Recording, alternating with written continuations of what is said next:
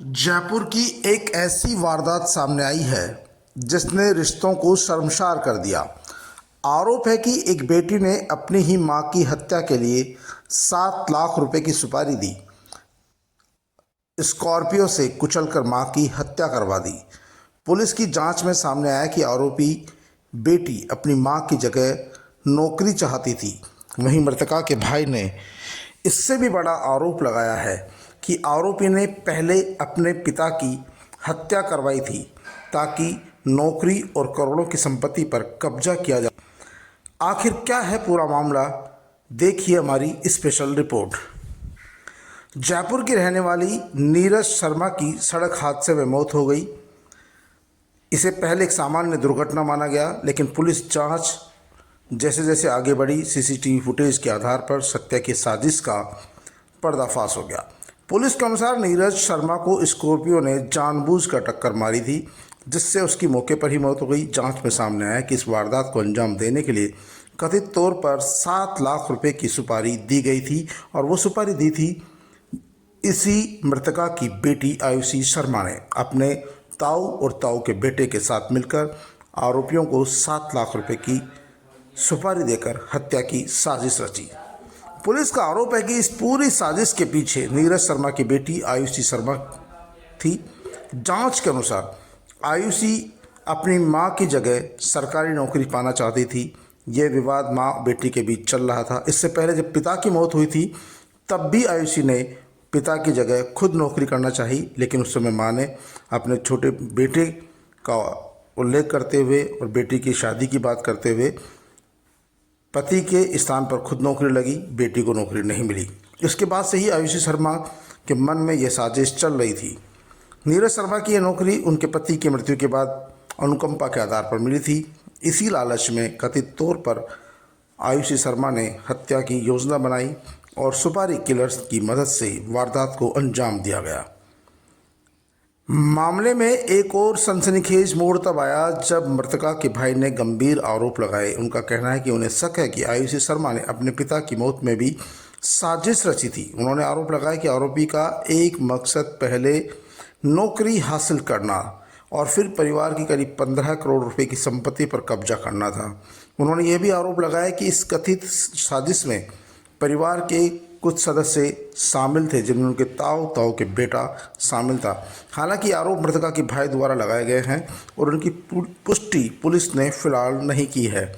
फिलहाल पुलिस मानती है कि कई आरोपियों को गिरफ्तार कर लिया है। 7 आरोपी इसमें गिरफ्तार कर लिए गए हैं और पूरे नेटवर्क की जांच की जा रही है। पुलिस का यह भी पता लगा रही है कि हत्या की योजना कब बनी, सुपारी किसे दी गई और इस साजिश में कौन कौन शामिल था। साथ ही मृतका के भाई द्वारा लगाए गए आरोपों की भी जांच अलग से की जा रही है। इस घटना से एक बार ये सवाल खड़े हो गए हैं कि क्या नौकरी और संपत्ति का लालच इंसान को इस हद तक अंधा कर सकता है कि वो अपने जन्म देने वाले माता पिता की भी हत्या करवा सकता है। सबसे बड़ी बात यह है कि ये जो साड़ी में दिख रही महिला है, ये इसकी माँ है नीरज शर्मा, और ये आयुषी है जो बेटी है।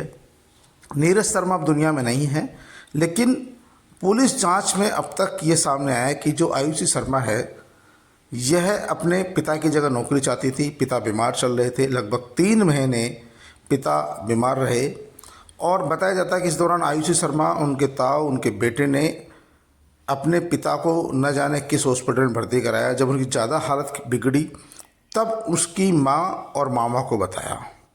जब माँ और मामा मिलने गए, डॉक्टर से बात की, जैसा कि मामा ने बताया है, तब डॉक्टर्स ने कहा कि इनके सारे अंग खराब हो चुके हैं और थोड़े दिनों बाद ही उनकी मृत्यु हो जाती है।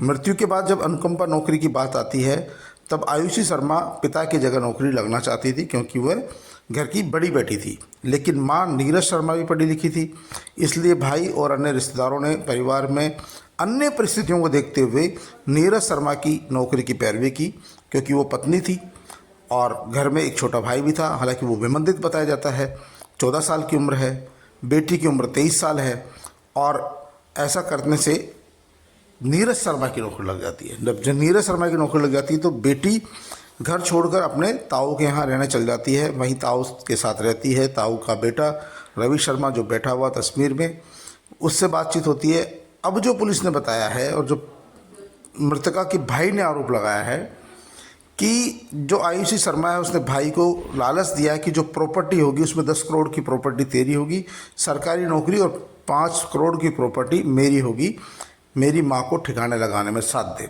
ऐसे में उन्होंने भरतपुर की एक गैंग के से बातचीत की, 7 लाख रुपए में टक्कर मारकर हत्या करने का सौदा तय हुआ। कुछ दिनों पहले उसने कोशिश की लेकिन सफल नहीं हो पाया। फिर दोबारा उन्होंने गैंग से संपर्क किया कि पैसे ले लिए भैया, अब तो आप काम करो। तब आरोपी जिसको भरतपुर से गिरफ्तार किया गया है, उसके साथ 2 अन्य साथी और थे, उन्होंने रेकी की। और जब मृतका अपने बेटे को ट्यूशन छोड़कर वापस लौट रही थी अकेले, उस समय उसे तेज़ रफ्तार कार से उड़ा दिया गया। ये सारा वीडियो सीसीटीवी फुटेज में कैद हो गया। इसके तो महिला की मौके पर ही मौत हो गई। इसके बाद 2 घंटे बाद मृतका की बेटी आयुषी शर्मा ने अपने मामा को फ़ोन किया कि माँ का एक्सीडेंट हो गया और वो मर गई। इतना कहकर फ़ोन काट दिया। मामा जो था उसको पहले से ही शक था भांजी पर, क्योंकि पहले से विवाद चल रहा था। ऐसे में उसने पुलिस थाने में रिपोर्ट दर्ज कराई कि मेरी बहन की मृत्यु एक्सीडेंट से नहीं हुई है, उसकी हत्या करवाई गई है। और उसने शक की सुई के आधार पर अपनी भांजी आयुषी शर्मा, उसके ताऊ, उसके बेटे पर मुकदमा दर्ज कराया। जब पुलिस ने सीसीटीवी फुटेज खंगाला तो उसमें एक स्कॉर्पियो ने टक्कर मारी, दूसरी स्कॉर्पियो से मॉनिटरिंग हो रही थी। वो स्कॉर्पियो टक्कर मारने से पहले 3-4 बार वहाँ पर चक्कर काटती है। उस स्कॉर्पियो के नंबर के आधार पर खोजबीन की गई तो पूरे मामले का पर्दाफाश हुआ। अब पिता की हत्या के बारे में भी पुलिस जांच कर रही है, लेकिन इस हत्या ने झकझोर